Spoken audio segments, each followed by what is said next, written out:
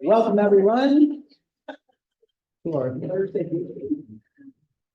And thank Patty Toronto for being a warm greeter. Thank you, Patty. All right. Anyway, Lisa Looney, would you lead us in the flag salute in the four-way test, please? Please join me. I pledge allegiance to the flag of the United States of America and to the republic for which it stands, one nation, under God, indivisible, with liberty and justice for all. And the four-way test. Of the things we think, say, or do, is it the truth? Is it fair to all concerned? Will it build goodwill and better friendships? Will it be beneficial to all concerned?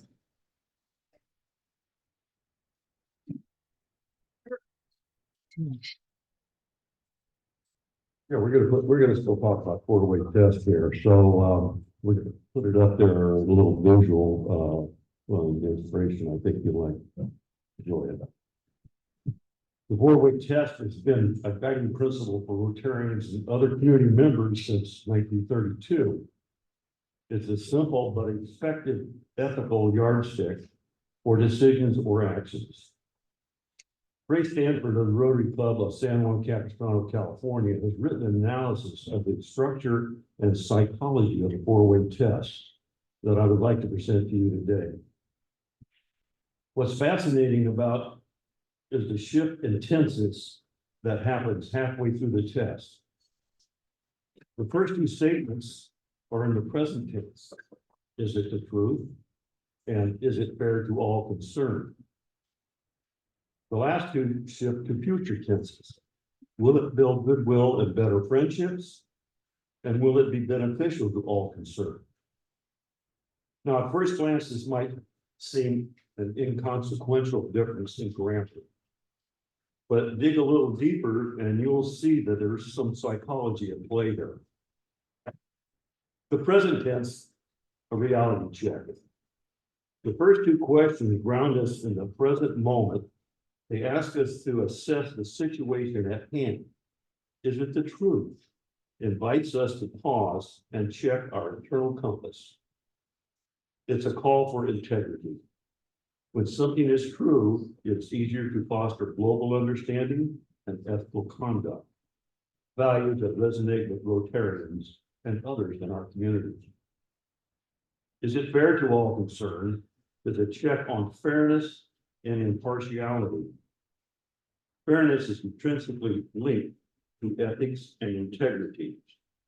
This question forces us to consider diverse perspectives and lends itself to the values of fellowship and diversity. Future tense is forward thinking. The shift to future tense in the last two questions is about projection. Will it build goodwill and better friendships? Urges us to consider the lasting impact of our actions. This fits perfectly with the value of vocational expertise, service, and leadership. The question encourages us to use our skills and leadership to create enduring positive changes in relationships.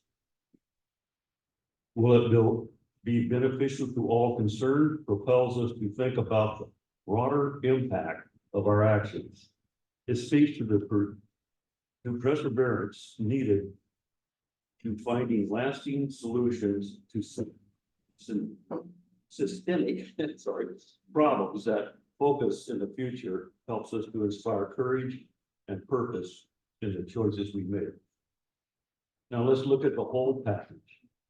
The four-way test offers a holistic view, starting with personal integrity, branching out to fairness in the community, and finally reaching forward to long-term benefits and relationships.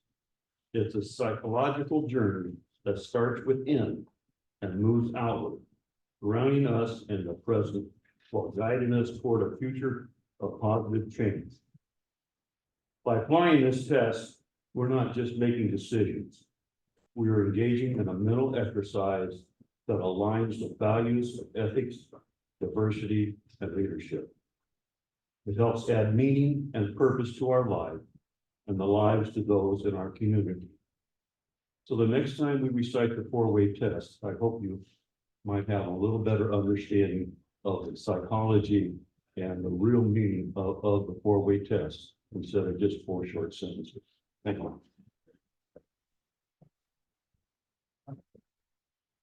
Thank you, Kurt. Time to introduce, we have visiting guests. I don't believe we have any visiting Rotarians, so let's just do some guests. Deb?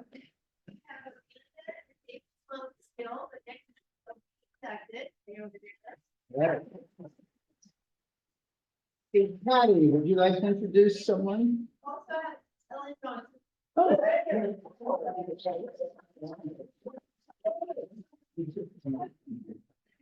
Patty, you brought along someone, didn't you?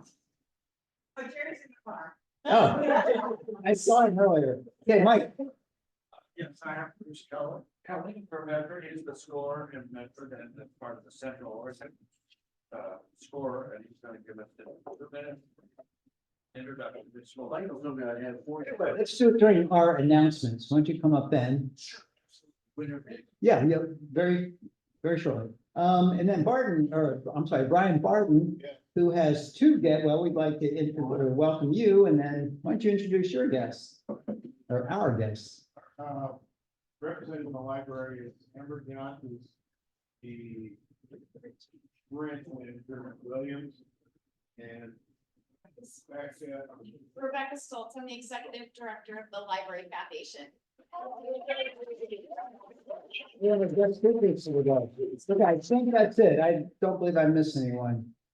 Okay, how about, let's do some announcements now, and be a good time if you'd like to come up, and anyone else with announcements, form the queue.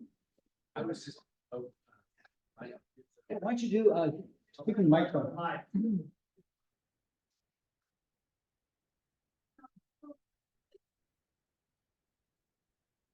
For not knowing the rules. You know, I had an opportunity to address some of the chambers of commerce, and they gave me 45 seconds to tell you.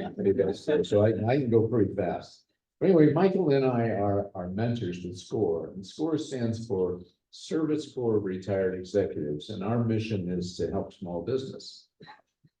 It's funded by the SBA. Our services are at no cost, and there's really no limit on the services. So it's one of those things that's too good to be true, but it is true. So as I said, Michael and I are both mentors. I just want to talk about small business just a little bit, just to give you a handle on where things are.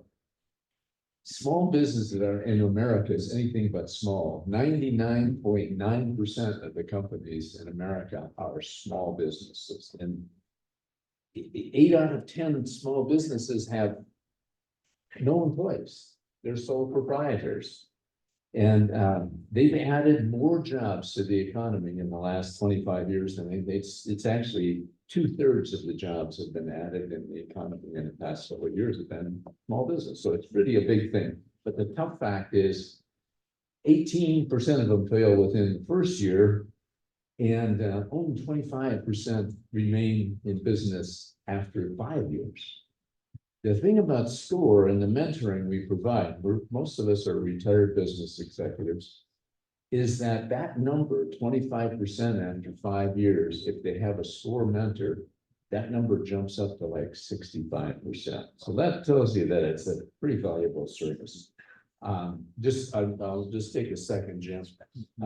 SCORE was founded during John F. Kennedy's administration, when he asked that famous question about ask not what your country can do for you, but what you can do for your country. Well, it started the Peace Corps, it started Vista, and it started SCORE. It was the question asked of the elder part of America, what can you do for your country? So why am I here today? Well, I'm here because Michael invited me to be here today, which is very important. But really, we just want to spread the word that SCORE is here in the Rogue Valley. We now have a dozen mentors here. We're available to help small businesses. If you have a small business or someone you know who is struggling with anything, contact SCORE. Very easy to do. But the other thing is, we're always looking for volunteers, people who would like to do that kind of mentoring. It is unbelievable what's happening right now in our economy. In the month of December, we had 60 customers in our chapter, 60 clients, 60 people came to us for mentoring the system. It's usually 15% during December, 60 this year. And this month, we've had almost 50 already in the month that this started. So anyway, thank you for letting me talk about SCORE. You can tell I love SCORE. I think it's a wonderful organization, and that think about that number, 25% success rate or 65. Thank you.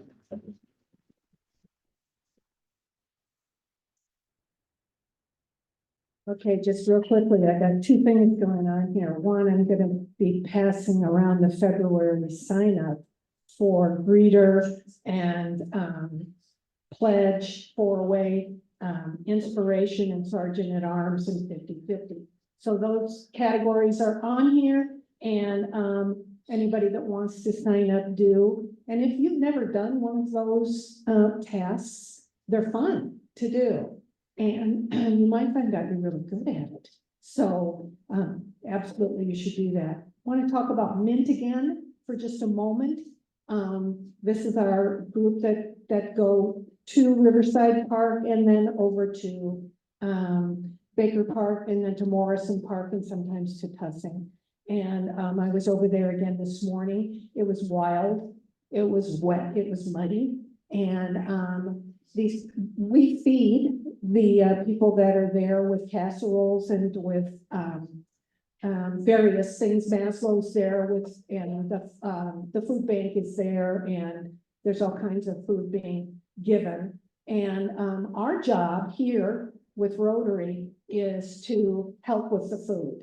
And also we help with some other things like clothing and things like blankets and hygiene kits and that sort of thing, which is always a need. Oh, and dog food. Did I mention dog food?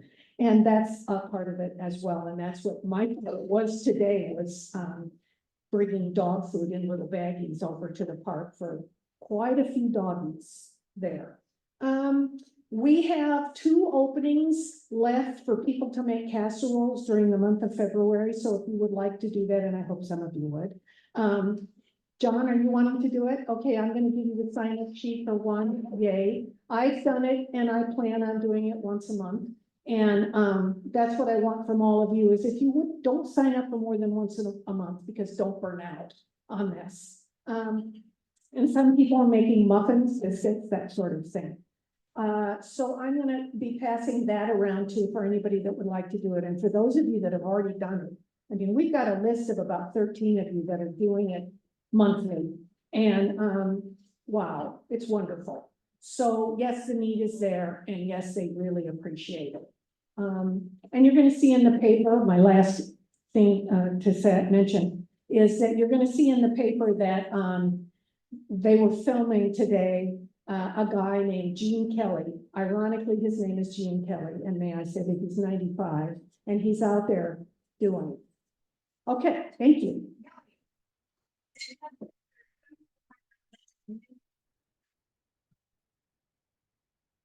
Geez, do I remember mobile, integrated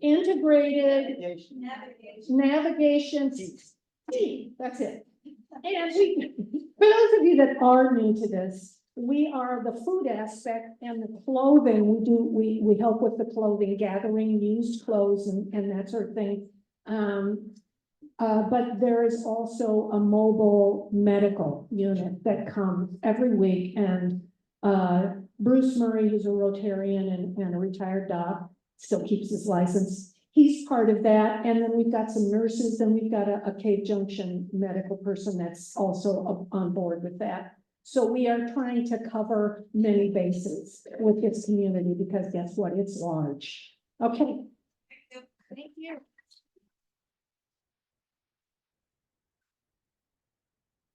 Let's switch gears here just a little bit. I want to talk about vocational service month. But I really don't want to talk about vocational service month. I want to talk about vocational service.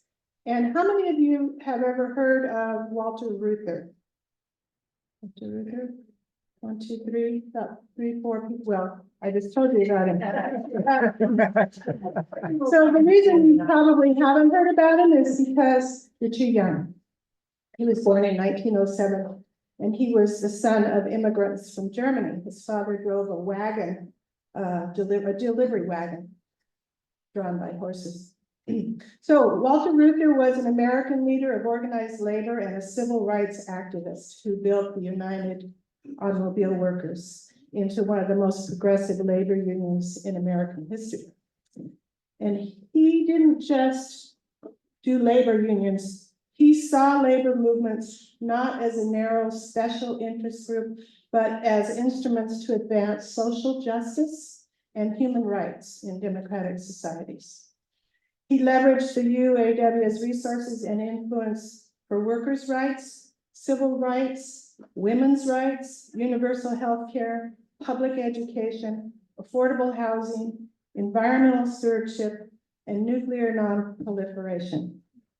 He was a powerful ally of Martin Luther King and the civil rights movements, and he helped organize and finance the March on Washington. He also served on the board of directors for the NAACP and was one of the founders of Americans for Democratic Action. He was instrumental in spearheading the creation of the Peace Corps and in marshaling support for the Civil Rights Act, the Voting Rights Act, Medicare, Medicaid, and the Fair Housing Act. Now, he did all these things when he was pursuing his vocation as a civil rights, a labor union leader. He was a lifetime environmentalist, and he played a critical role in funding and organizing the first Earth Day. A lot of things about him that we don't know. He was recognized by Time magazine as one of the 100 most influential people of the 20th century, and he was posthumously awarded the Presidential Medal of Freedom in 1995 by President Clinton.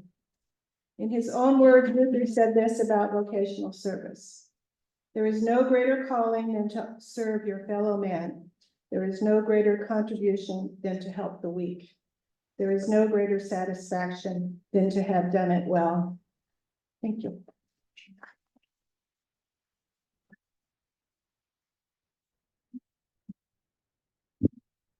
Just a quick announcement about the every Rotarian every year Paul Harris Award Super Bowl pool.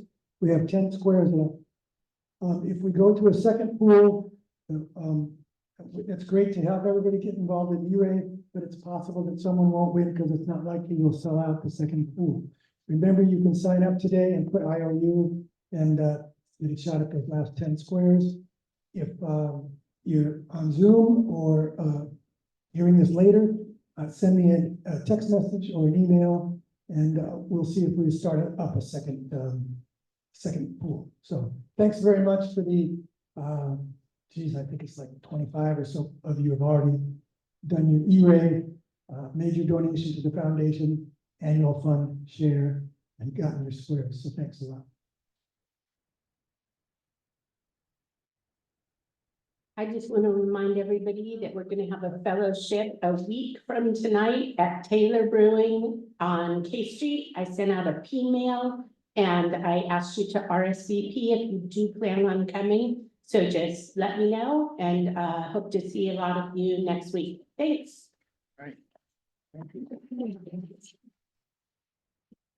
You know, one of the great things our club does is the Service Above Self Award. And it really takes the whole club to do it, but it's also spearheaded by Lisa Looney. So would you come up here, please?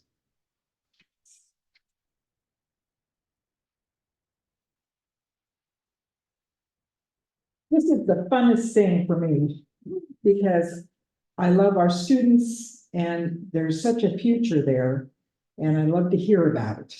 So today we have the pleasure of seeing and having our January Service Above Self Award awardee, Abigail Clifford. Oh, goody, we got a picture. And her counselor, Sarah Wicks. And I'll leave Sarah to introduce her, and let's hear a little from Abigail. Hi, my name is Sarah Wicks. I'm the counselor at Rogue River Junior Senior High School. The Service Above Self Award has been one of the highlights of what I get to do in my job here as well. So I definitely agree. And I love getting to introduce to you wonderful young people that go to our school. Abby is currently she's our FFA vice president. She's also our first Pear Blossom princess in at least 6 years, but I actually think 10. Um, and if she becomes Pear Blossom Queen, she'll be the first Rogue River Pear Blossom Queen ever, which is very exciting for us. She is an accomplished public speaker. She's leaving here with, I want to say, almost a year of college credit under her belt, that she's worked really hard for. And she's super active on our campus, but also in our community. She volunteers at the community center weekly for the last 2 years. And she works for the city of Rogue River. So she's kind of in all of it. But here is Abby. She's gonna talk to you a little bit about what she's excited about. Yeah, as Sarah said, I do a lot of different things. But what I'm really looking forward to in my future is being able to stay in the area. And I'll be planning to go to SOU in Ashland. That's not too far from here. It's a really nice campus, and I spent some time there when I was in middle school, and that was a lovely experience. And kind of as I was going through the college search, like SOU was the top pick for a number of reasons.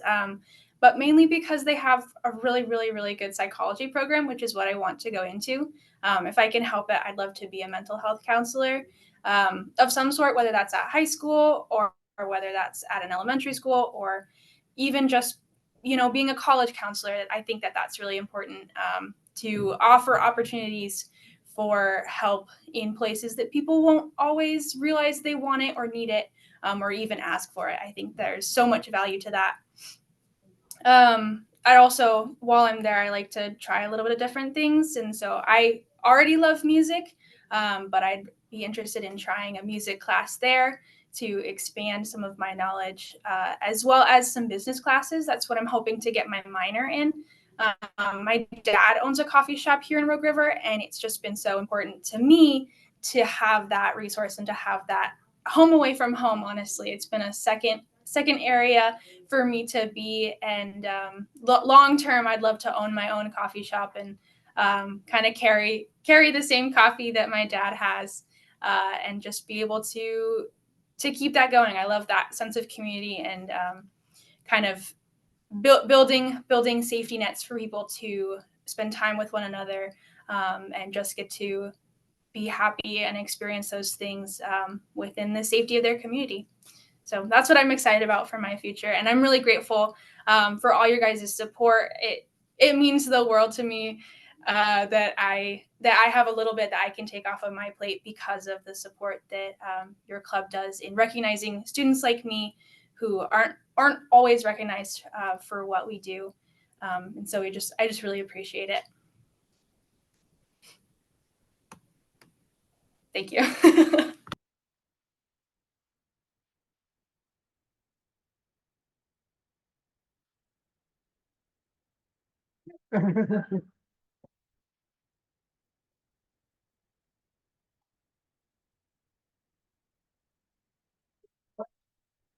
Any questions from the audience for Abby?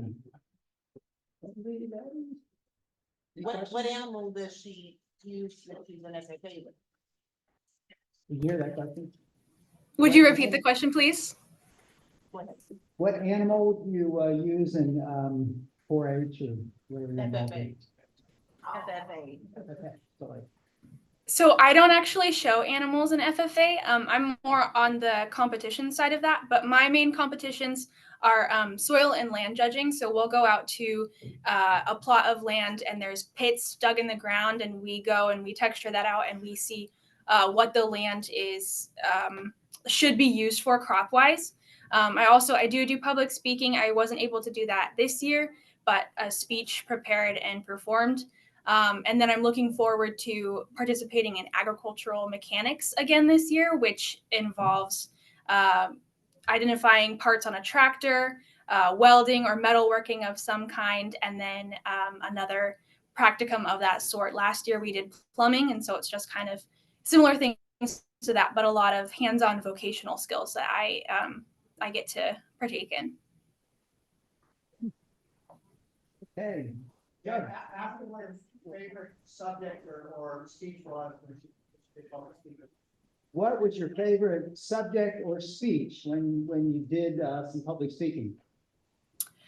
Ooh, well, last year I did a speech about the idea, it's really morbid, but the idea that humans will be responsible for our own demise. And basically that we need to be more responsible in the way that we take care of the earth and we sustain ourselves. And so it looked a lot at like sustainable agriculture, the best ways we can reduce carbon emission, as well as just good farming practices on a small scale that a community can be actively involved in. Pretty serious topic. Okay, Dawn, then we'll go to Greg. On a stimulating light note, what is the name of your family's coffee? What's the name of your family's coffee shop? Tailholt Coffee Company. It's right off you take the exit and you're driving into Rogue River. It's right next to Subway. Big red building. Now, I've actually been there and I heard a musician playing one night. It's a nice Oh place. yeah, we do have music pretty often there. Yeah. Great spot. Okay, Greg. I was gonna ask you, Jen, if Southern Ireland Land Conservancy takes interns. They tell you, you don't ever work with youth, I don't. Anyway, you might want to look into the Southern Oregon Land Conservancy, and just, they have a website, landconservancy.com or .org. Anyway, check it out sometime. Okay. Thank you. Anything else? Any other questions? Thank you for getting into psychology. Yeah, she said, thank you for getting into psychology, but I was thinking maybe environmental studies instead. Yeah, I could do either. Well, congratulations. You're a very good public speaker. So enjoy Thank listening. you. Yeah, right. Well, thank you and congratulations. Thank you very much. Appreciate it.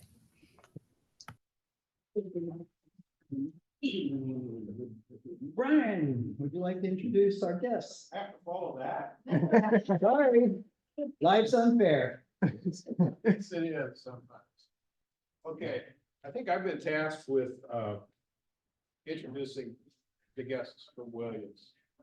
And Jan says, get close to the microphone. Couple of weeks ago, you had some clown that built a bottle house. This week, we have Amber Guion and Rebecca. I'm not breaking the name. Anyway, Amber is a native Oregonian. She began her adult life in a Quaker intentional community of Alpha Farm in Deadwood, Oregon in the early 90s. I Googled it, had to. It looks very interesting. And her goal there was to grow her experience and understanding of community and sustainable agriculture. And Alpha Farm does that and did that. And in 2002, she decided she wanted to move to a larger community that had a school for her daughter and agriculture, employment, and more sunshine. Because I guess it's being on the coast, it was rather foggy and cool. That brought her to Williams, and I'm really glad it did. She met her husband there. They started a business. They grew a family of 6, the 2 of them and 4 little ones. And she became our librarian quite a few years ago. I think librarian is probably the incorrect terminology, but whatever. She runs a library, and everybody out there loves her and what she's doing with the library, and we love the fact that we have a library. No thanks to the county, but thanks to some other people. So anyway, with that, I'm gonna go study with Suzanne, and we'll let Amber speak. Thank you.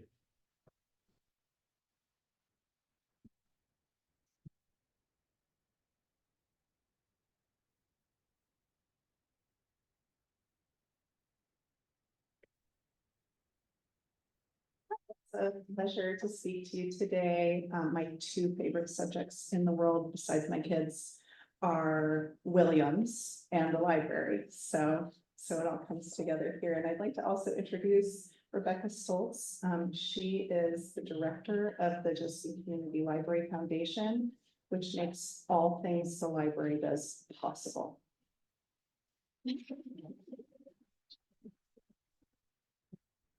Kayla, would you mind sharing the screen? Yes. And would you mind being our DJ for our I will. slides?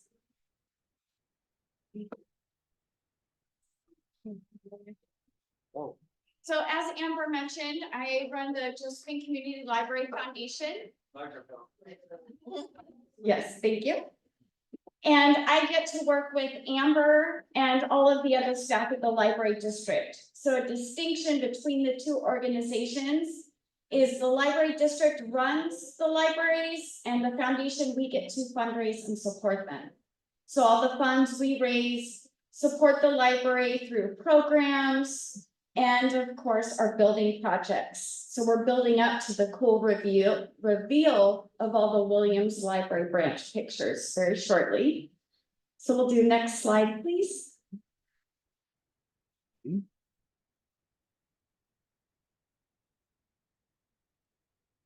So I will keep moving forward. We have 4 library branches, one in Wolf Creek, one in Grants Pass, Illinois Valley, and Williams.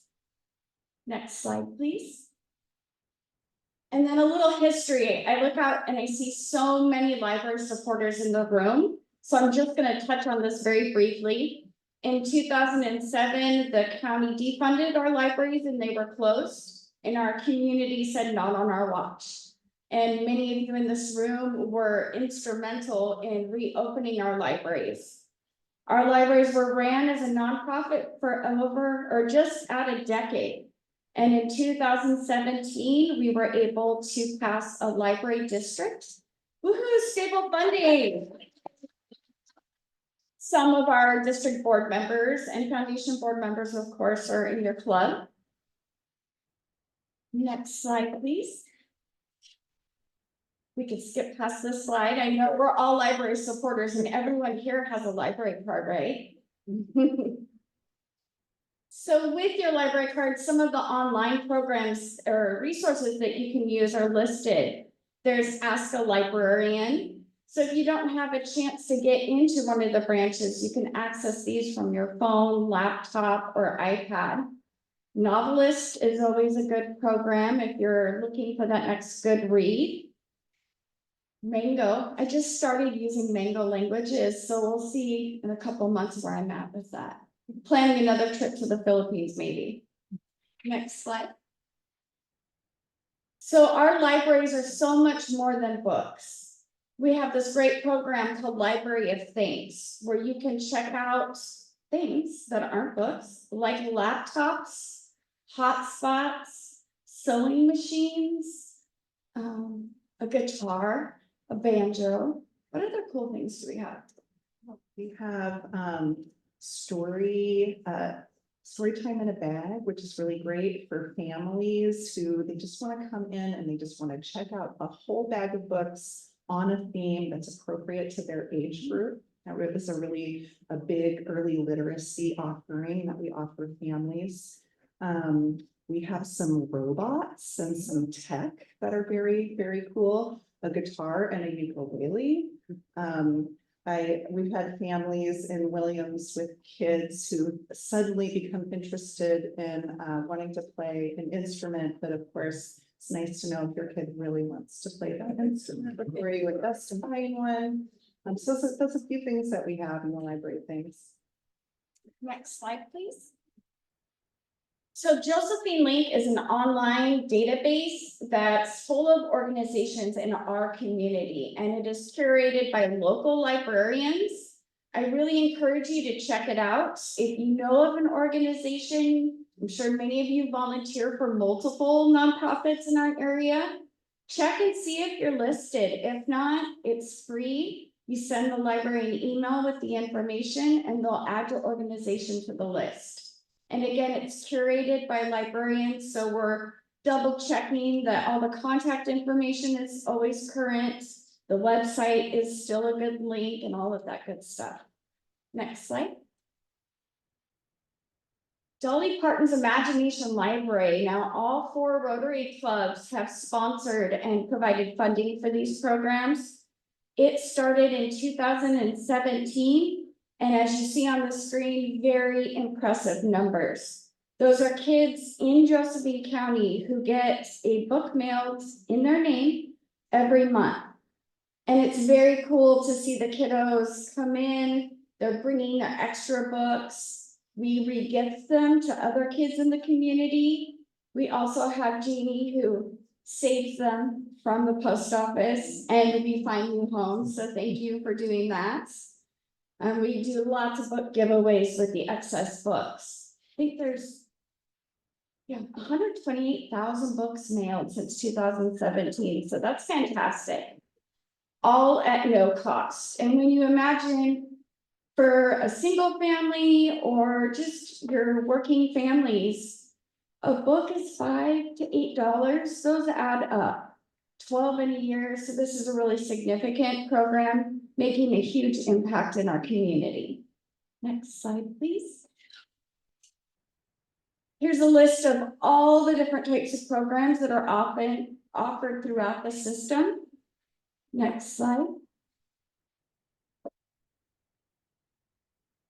These are all the ways that the Library Foundation supports the district. So we provide library card sponsorships. If someone lives outside the district, no one is ever turned away from getting a library card. So we'll pay the $60 fee.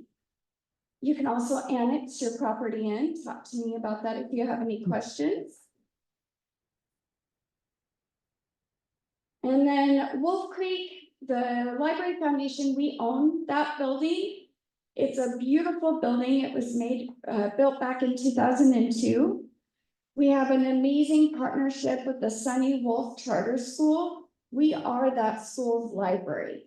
So this last year, we went ahead and remodeled the inside and brought the level of all the bookshelves down so they're at kid level. I knew I was going to start to lose my voice just on the Williams slide. So I'm going to pass it over to Amber and she can talk about all the cool stuff that are happening in Williams. Yes, my favorite topic, Williams. It may be a secret, this cat might be out of the bag, that Williams is the sweetest, kindest, best place in the whole wide world to live. And it's a town that's really growing, and it's a community that's really growing. You know, I think it's very rare now, especially in the West, for rural communities to really have a sense of center and place. And not, I think increasingly rural areas have become a place people go home to after work. And Williams is really different in that way. It's really special. People live there, people work there, we have an elementary school, we have a preschool that is full with 20 kids with a waiting list of at least 5 all the time. It's just a robust and growing community with lots of families and young people, and a lot of opportunities for people to meet their neighbors and be a part of the community. So I'm incredibly proud of Williams, and I'm incredibly proud of what both the library and the Library Foundation and Williams did to build this new library that it desperately needed. We were busting out the doors. I mean, you know, there wasn't a day in front of the library where there wasn't like, you know, some fight to get a parking spot. So we solved a lot of problems with this new building for Williams. And just for starters, just a little history. The original Williams Branch Library was in the children's room of the Williams Grange. Yeah, that was back a long time ago. It was before 1977. And then once this building was, I think it was brought there and sat down, not erected. It's a temporary building, and the idea was that it would be a temporary building for the Williams Community Library. until a new library building could be built. And so fast forward 47 years. Yeah, the temporary building, it did not have a bathroom, it did not have running water. And, so, country folks are resourceful and figure things out, but, it's tough for a family with, a baby and a couple little ones to navigate figuring out the porta potty in the back behind the building, et cetera. So that was a major improvement with the new building, was a ADA compliant bathroom with a diaper changing station and the works. Thank you. So here are some pictures of the construction of the new building. The new building was formerly some different things. It was once a mechanic's garage. I know people whose vehicles were worked on in there. And then it was a mill for a while. I had a tree milled in there in 2008. And then a community member bought it and kind of laid the paving stones for it to be a community center. One side of the property is the Sugarloaf Community Association, which is our community property in Williams, where we have our farmers markets and our sports park and our basketball court. And some people play pickleball on it, but to me, it's a basketball court. A band shell where we have concerts. And then directly on the other side of the property is our range. So this piece of property in the center creates a contiguous area, which is the downtown part of Williams. And now it's all public and it all belongs to everyone, now that the library owns the property and the building on it. And so, yeah, a few details about the building. Williams wants to use its library in a lot of different kinds of ways. It's a meeting place for families. It's a place for folks to get books and meet their neighbors and chat with one another. It's a meeting space for small meeting groups. So Williams Town Council now meets at the library building after hours. There's a few other groups doing meetings after hours in the building. We have a communications booth, so it's a soundproof booth. You might not know this, but the Williams area, the barriers to getting internet or cell phone service or internet and cell phone service are very high. There are a lot of people who just have no access at all. During the pandemic, the elementary school did a poll of families of who would be able to remote learn, had access to either a cellular data or to the internet, and fewer than 40% of families said that they would be able to do learning because that was their barrier. So the Williams Library provides internet access to the community, and the community uses it. We probably service many people who are just using it for internet access as all the other things that we do there, all the other programs and things we provide. So that's a really important thing that we are able to offer, that we have this booth that people can do a video call or any kind of call, really, and it's soundproof, it's private. And anyway, I also just want to say that the Williams community really stepped up and supported this project. And we have 1 million people to thank. Something really fun that we did, though, was to move the library. We did a program called The Great Escape, and we asked people in the community if they would please check out as many books as they were willing to take home for a week while we moved the library to the new building, and then bring them back to the new building when we opened it. It was a really, really fun experience and a really fun way for the community to be involved. And shout out to Brian Barton, who holds the record of single checkouts what was it, 900? 953 checkouts. We really appreciate your help moving the library, Brian. All right, and one more thing to add about Williams is once we were able to celebrate the opening, as Amber mentioned, the community started pouring in. She was signing up 10 to 12 library cards in a day or in a week, and typically previous to the new library, that would happen in a month. So that community is very engaged, and there's a ton of people we want to thank, many of you that are in the room. We worked with ZCS, Architecture and Engineering, and Vitus Construction. Their lead contractor, Landon, lives in Williams. So it was very cool to be able to work with somebody directly impacting their own community. Next slide, please.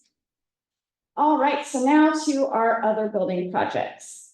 Our Illinois Valley branch is getting ready to be renovated. We have been working hard and had some delays, mainly due to requirements with government funding. That's all I need to say. We're very grateful for the funding though.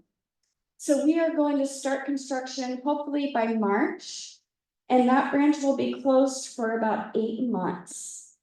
So we will be renovating that building as quickly as we can. One of the biggest features is adding a community meeting space for that community. It'll have 80 people that can fit into it, and will be set up for a teaching kitchen. We're also going to be switching our technology area and the children's library and adding a family restroom into the children's library. So it'll be really neat to see that happen. Next slide, please. So that project is being funded by a community development block grant, and that's due to an amazing partnership with the city of Cape Junction. That grant is 1.5 million, which is a large part of the funding of that project. Another area source of funding was from Representative Lily Morgan, who allocated 1.2 million. 900,000 goes to support the community room and the IB project, and 300,000 went to the other rural project in Williams. And then, of course, the community support. Each one of these projects, the foundation has held a matching crowd fund, and the community has really stepped in and made it possible for these things to happen. Next slide, please. Now to grants pass. Yay! I'm so excited about this part. So we are gearing up to fundraise for the building for grants pass. But thanks again to the community and the Four-Way Community Foundation, we were able to raise $2 million and purchase a downtown city block. So it's between 6th and 7th and J and K streets, kind of lovingly called the Purple Parrots strip mall. And so the foundation is now the proud owner, and that will be the future home of a new downtown grants pass library. Next slide. So again, huge thank you to Four-Way. That property purchase was made possible due to individual donations, business sponsorships, and the Four-Way Community Foundation. There wasn't any big grants, state or federal, we could apply for to fund purchasing the property. So Four-Way stepped up in a very huge way and came to the community and said, okay, we will match $250,000. And the community answered, and we did it, thanks to everyone. So thank you, and many of you are in this room. So now the fun part begins, right? We get to start fundraising over the next 3 to 5 years to raise close to $26 million to build a 2-story library downtown. And we are not afraid of a big goal. We will crush through it thanks to the support of the community. And so keep an eye out. Our next steps is we'll be working with architects and engineers to develop a couple different concepts different from the pictures you see up on the screen.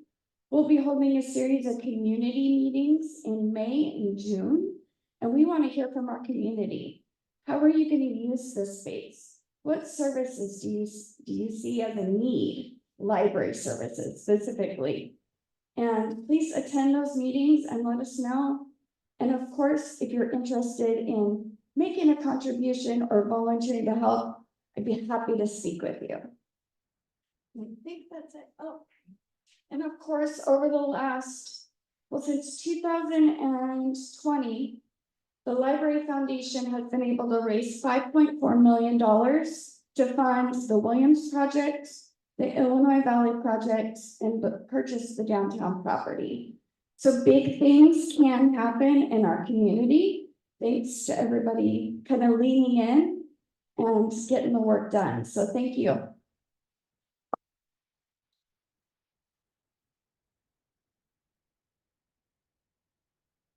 Does anybody have any questions?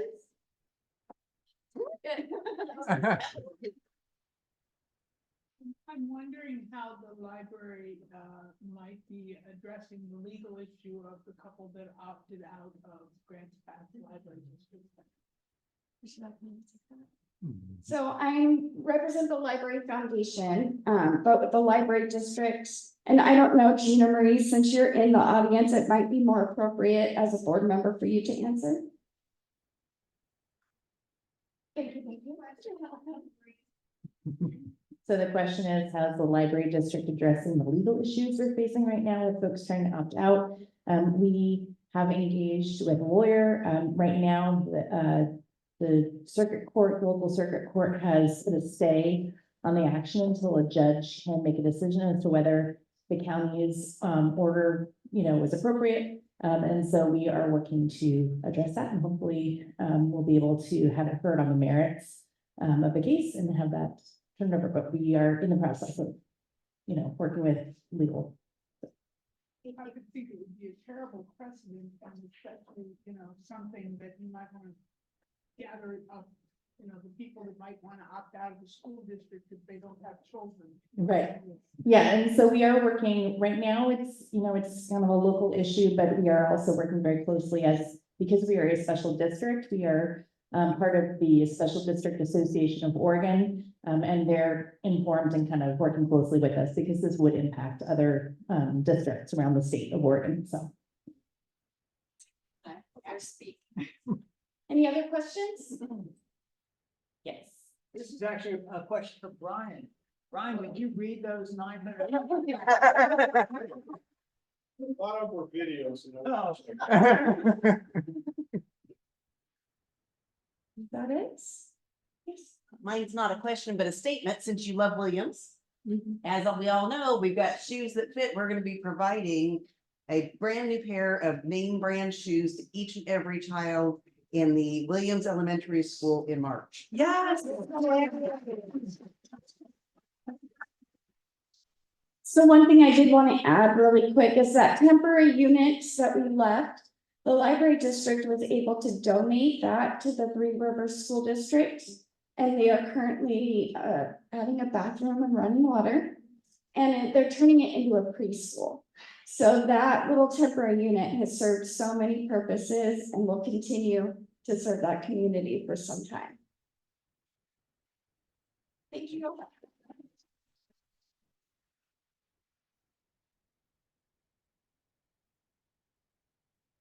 Thank you for coming and sharing all the information and the community stories and different libraries and the different communities, and anyway, wonderful. Thank you.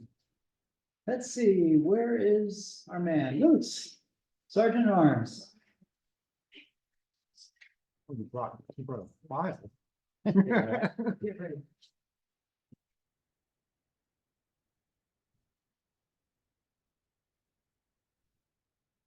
Okay, for those of you who weren't here for the game that we were playing, or you forgot about it, I asked people to update songs.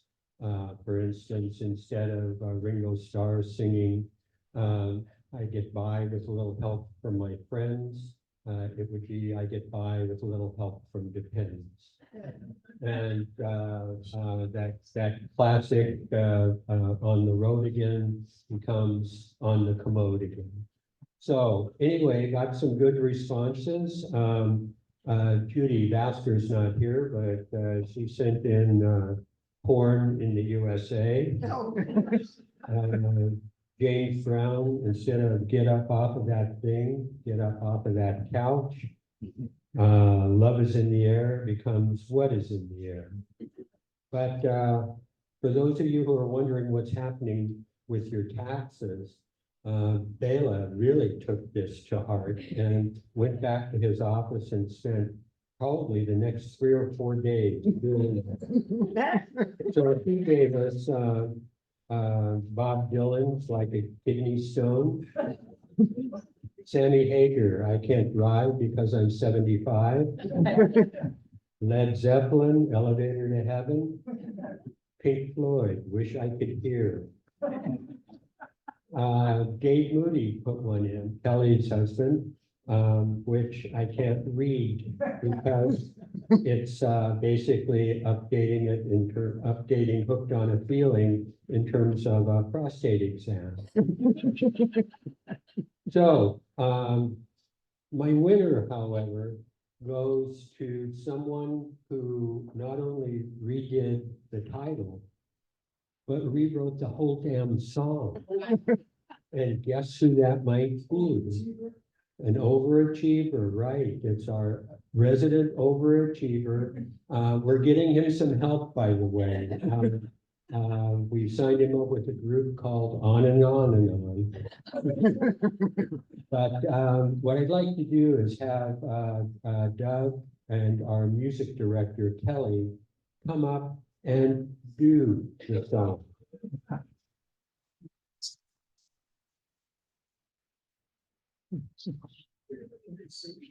Because I will sing. And overachieving is because I didn't pay attention to the instructions. Really the answer there. Well, Okay, so people are gonna have to help with this, okay? This Is the Rotary family, but to the Adams family song. We've done it in the past a couple times, but it's, do, so remember that, right? Okay, you and I are gonna do this together. I don't know how to carry a key or sing a tune, so you gotta help me with this, all right? they're friendly and they're funny, mysterious and sunny. They're all together chummy, the Rotary family. They're helping the community, creating opportunity, doing things in unity, the Rotary family. Neat, Sweet. Upbeat. So get your little badge on, and pick your chair to sit on. We're gonna pay a call on the Rotary family. All right. And somebody that really deserves the Dutch Bros gift card. Okay, quickly before we go to Happy Bucks, got a new game for you. This one, how many of you know what a mondegreen is? It was a phrase that was coined in 1954 by an American writer, Sylvia Wright, who misheard the words to a Scottish ballad when the ballad came to the line where they killed the Earl of Moray and laid him on the green. She thought they were saying Lady Mondegreen. So she thought they killed the Lord of Moray and Lady Mondegreen. So the mishearing of song lyrics, think of some that, maybe you were one of the people who in church thought you were singing about a cross-eyed bear named Gladly. Don't get that right. Gladly the cross-eyed bear. Yep. Okay, good. Jimi Hendrix, Purple Haze, people thought he was saying excuse me while I kiss this guy instead of kiss this guy.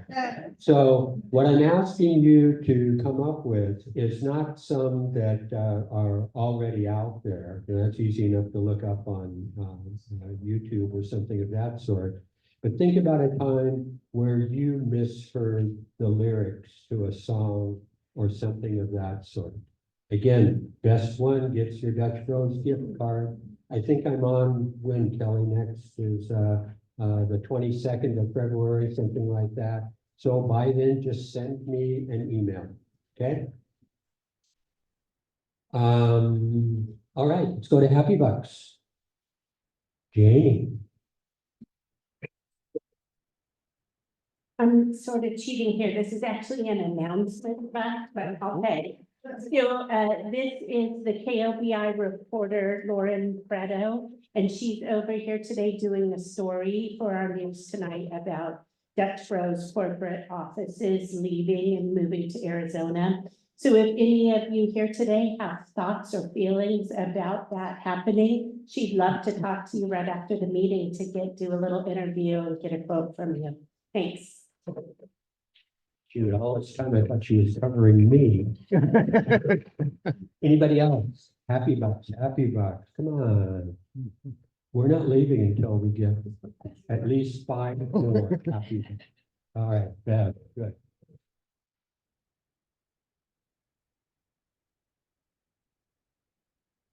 Okay, it's nice to be back after a couple weeks.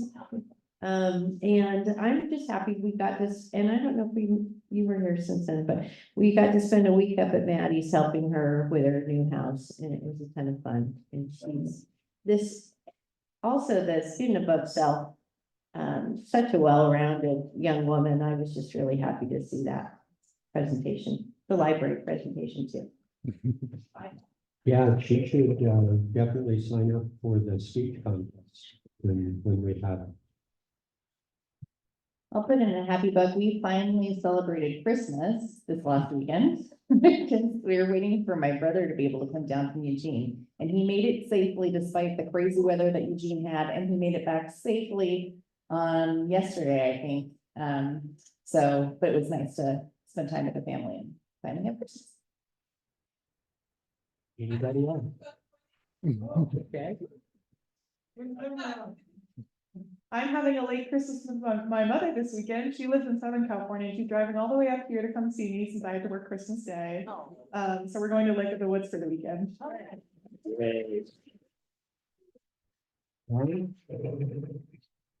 I'm going with the 4th of Vallarta.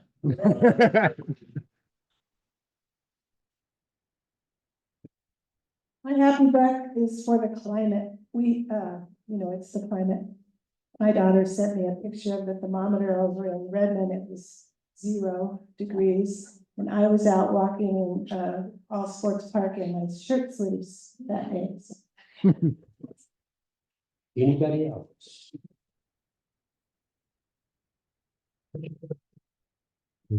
Get one more, or we're not leaving. Okay. I'll tag on to Bev's, what she said about going up to Portland. It's very nice to be able to do something for your daughter that's succeeding, or your kids and everything. And that's a lovely thing. But I went up, sort of a sad book, because I went up, we helped change out the plumbing. She bought a house, and it was a 1950s house, so it's got old iron pipe. And so the first task was to dig a ditch from the meter into the house, and we're going to change that line. And in my vision of going up there working, that was going to be the easy part. It's muddy, it's sandy, it's great soil. No problem. We had to sawzall about 6 feet through a tree, not the tree roots, but the tree, it was literally just dumb how much work we put into just digging this ditch, and how stupid I was thinking that was gonna be the easiest part of the whole thing. We're gonna be digging a ditch, but no, we put a lot of cutting. All right, anybody up? I think it's only Suzanne, feeling one.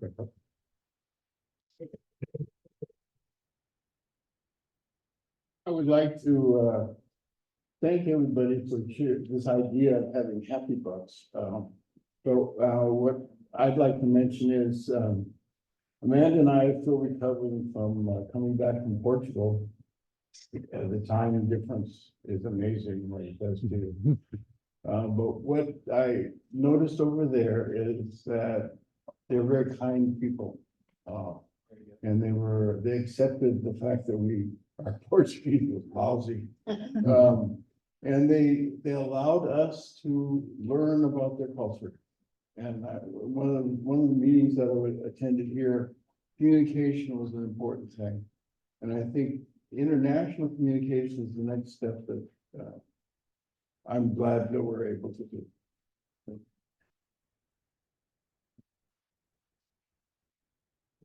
Okay, looks like back to you, Jim. Cards? Card.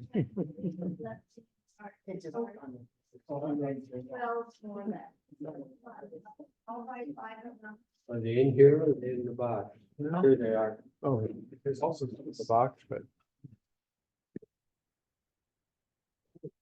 What of our guests? No pressure, I take bribes. I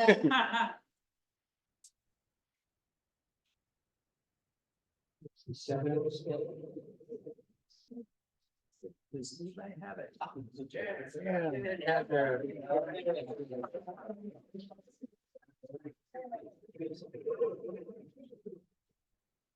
Thank you. Well, we're just about done. Let's wrap things up. And as you all know, Monday was a national holiday in honor of Dr. Martin Luther King Jr. And I picked up this book it's called Why We Can't Wait. It's fascinating, actually. So just a few quotations. This is from his famous speech, letter from Birmingham jail. And what he said, I'll keep this brief, but he said, "We know through painful experience that freedom is never voluntarily given by the oppressor. It must be demanded by the oppressed. For years now, I've heard the word wait. It rings in the ear of every Negro with piercing familiarity. This wait has almost always meant never.